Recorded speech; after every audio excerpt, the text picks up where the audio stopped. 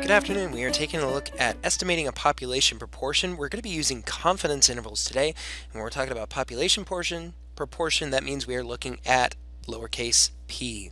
The EEQ for today: what conditions need to be checked before making an estimate for a population proportion? Well, the first thing that we need to think about is, okay, what's the difference between p and the sample proportion p hat? So let's just remember some of that basic notation that we call this our population proportion. And the p hat, we say that was our sample proportion. Being able to distinguish between those two things is going to be really important for us. The next thing we want to pay attention to is the scope of inference, okay? So when we think about what it is we're trying to do with confidence intervals, we're trying to say something from our sample to say something about the population. Well, we think about what kind of studies we can do in statistics, and the first thing we can think about is, you know what, we can look at our experiments or observational studies. Experiments always have treatments. So one of the questions we always asked was, did we randomly assign a treatment? Well, first of all, if we are going to be randomly assigning treatments, that means we can say something about cause and effect. So in this first box, I can answer yes. As long as I had a random assignment of a treatment, then I can say something about cause and effect. And that goes for this box down here too. However, if I don't make any kind of treatment, whether it's randomly assigned or not, then I can't say anything about cause and effect. Now, that's not that big of a deal for us. What we really care about is whether or not we took random samples from our population. That's what we care about.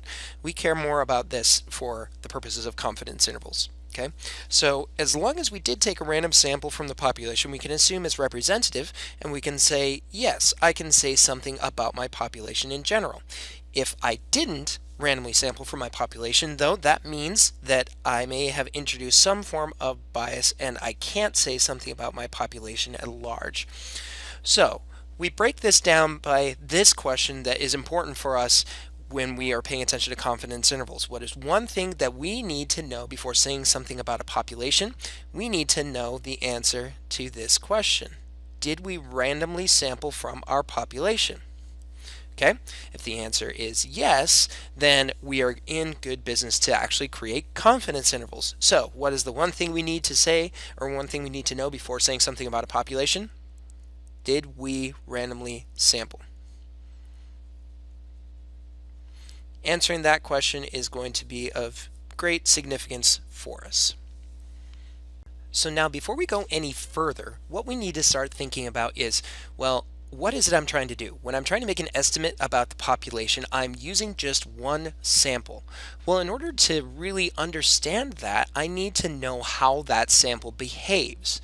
So thinking about that, we can reference back to what we did in Chapter 7, which was looking at sampling distributions. Because sampling distributions is what told us how all possible samples from a population behaved. So let's think about what we did there.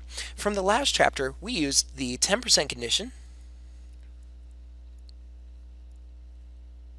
to verify that we can use a formula for the standard deviation from the sampling distribution. Okay, we also used something called the large counts condition. That large counts condition was what told us we can essentially use norm CDF. Okay, so then we knew our sampling distribution was going to be approximately normal. Well, since we are trying to figure out how all possible samples behave, and we're using a confidence interval that generates just one sample, that means we have to look at the same kinds of conditions. Okay, so what conditions do we want to check before we make a confidence interval? Well, the first one that we can look at is the 10% condition, right?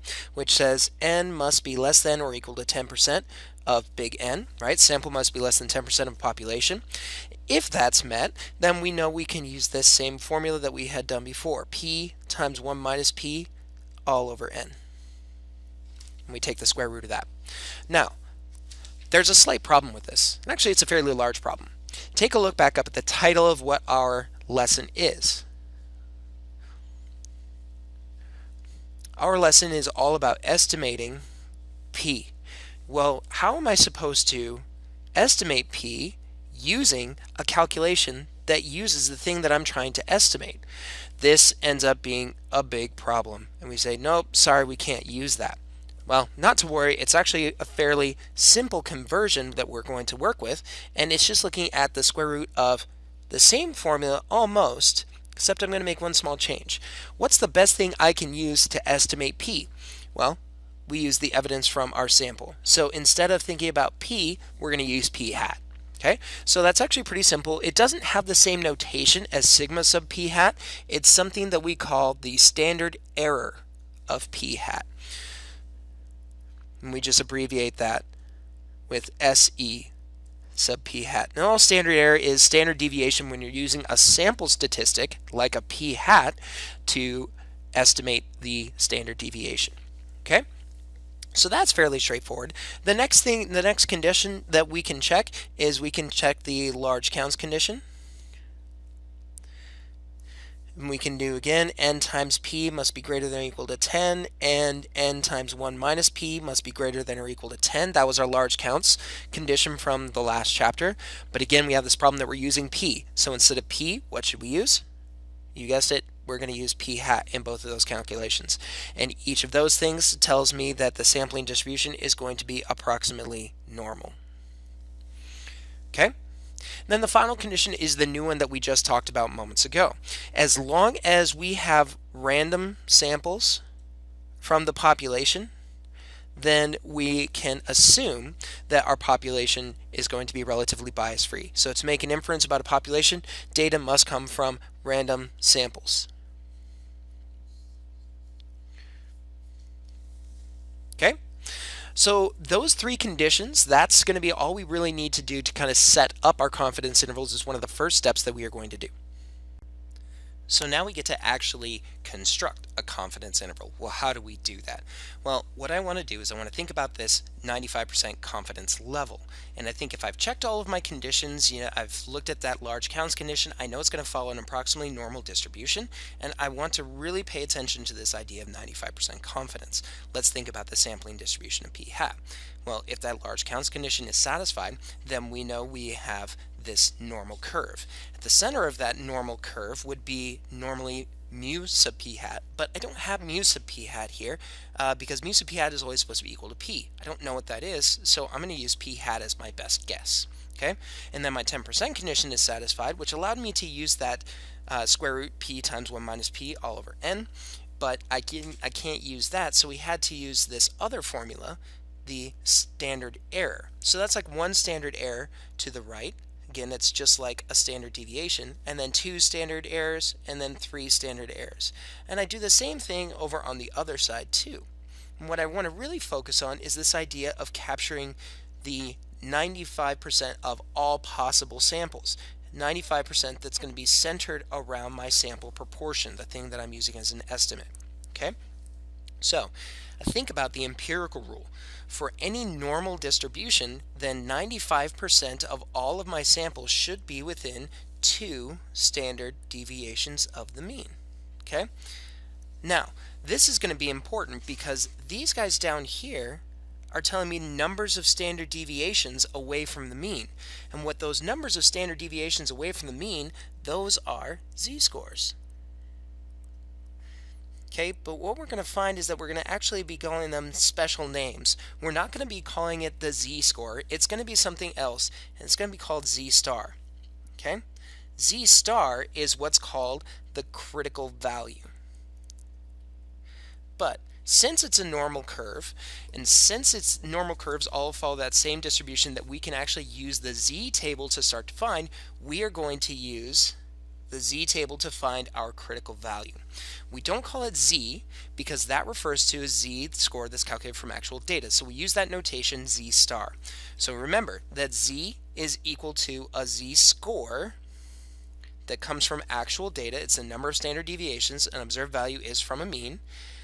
And then z-star is our critical value, where that's referencing the number of standard deviations. A point estimate should be from the mean of our sampling distribution to get a certain desired confidence level. So, long story short, if you are calculating a confidence interval, we are going to end up using z-star. So finally, now that we understand this thing called Z star, we can start to construct this confidence interval. Now you might be thinking, wait, I don't really understand Z star. That's okay, we'll get to it in examples, don't worry. But I want to try and frame everything here under stuff that we've already known. So our confidence interval is always going to be equal to the point estimate plus or minus the margin of error. That's the most general way of looking at it, but now we can specify it a little bit more. Okay, our margin of error was always going to be made up of the critical value multiplied by the sampling distribution. That's what the margin of error really is. That's how we find it. Okay, the point estimate, we still know what that value is because it all depends on what it is we're trying to estimate. If we are trying to estimate a population proportion p, then my point estimate is going to be the thing that comes from the sample, p hat. Okay? And then we'd say plus or minus my critical value. Well, my critical value is Z star. And then I multiply that with my standard deviation. But my standard deviation in this case isn't sigma sub p hat. It's that formula that we talked about before, up above, where it's p hat times 1 minus p hat all over n. And this will give me my formula for a confidence interval. Okay, so that'll cover for notes. Let's go ahead and take a look at examples to answer these questions finally.